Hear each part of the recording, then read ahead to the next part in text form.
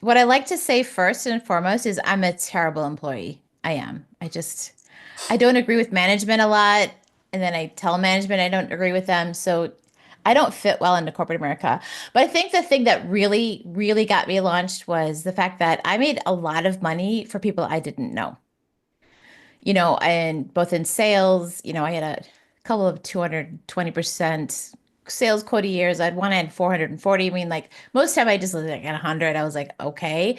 Hmm. But I mean, and then I did the same thing in marketing. I made stakeholders rich. Like, I made them successful in these faceless things. And I started working more with small businesses because of a client, actually a job that I had. I was started talking to the business owners and they were like, God, if I could just have you for like 6 months, I think I could really, like, I just need to learn what you know, and then I can do it myself.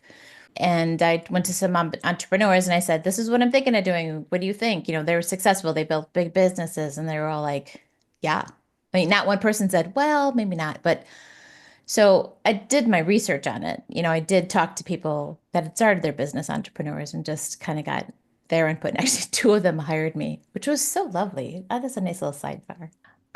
Taking on clients I shouldn't have was like maybe the first biggest lesson. The Hmm. money was good. And, I had that like, oh, it'll be fine. I can work with that personality type. And it just didn't turn out well, which then in turn made me change the way people pay me because invoices weren't paid because of that relationship.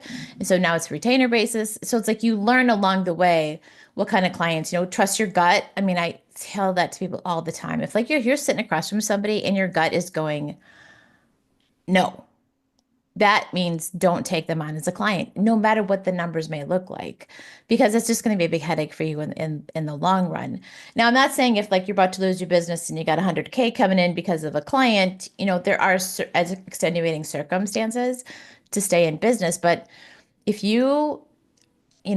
you have a prospect in front of you and they're just not resonating with you, there's a reason why you have to trust your instincts. By the way, Hmm. my saboteur's name is Tina, and I apologize to any Tina listening to this, um, especially Lynn's wife. So um, the thing is that like they still show up, and that, in my opinion, is being a bad boss. It's like you're not talking about you're talking yourself down like you talk to an employee. Like that's not a good idea. Hmm.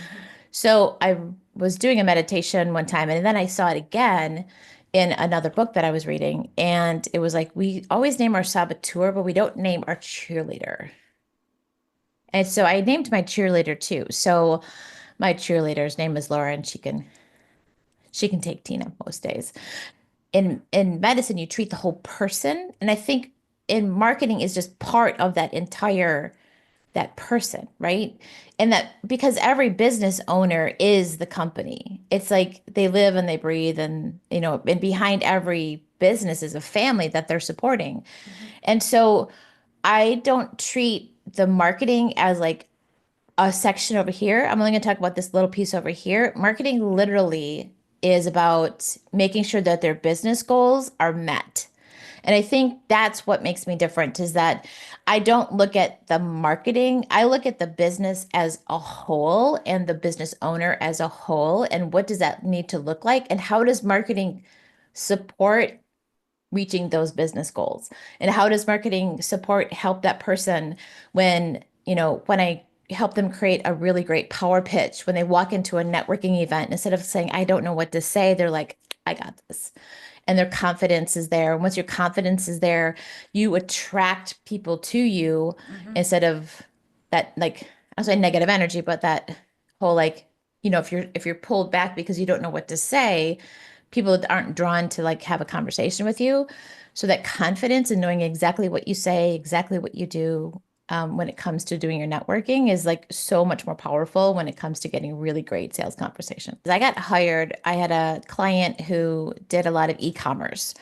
And so they sent out a lot of emails because that's how they got people back to their website, right? And so they thought they had an email problem, like where people are opting out a lot more and we don't understand why and nobody's buying anything. So I got hired to fix their email problem. Well, it wasn't actually an email problem. The problem was actually the fact that they had four different departments, like four different product lines, and each head of that product line was in charge of their own email. And each product line didn't have the same branded marketing. And each of the four product lines was emailing to the same list. And each of the four product lines were not telling the other people when they were mailing. So these people would get two, sometimes three emails in a day from the same company. And they're like, that's just too many emails. And they just opt out. And they didn't even look the same. It wasn't even the same branding, the same colors, and all this stuff. Well, not only that, but then they would have a sale, like marketing, sales and marketing would put together a sale. They wouldn't tell customer service that the sale was going on. And so customer service would get these calls and say, my code's not working. And they're like, what code? I don't know what you're talking about. And so it wasn't just the email was a symptom to a much, much bigger problem. Let's just say it turned into a 9-month engagement, brand new website, brand new e-commerce. Like we did all this work. And honestly, then so I got done in October and their Cyber Monday sale was three times as big as it was the previous 3 years.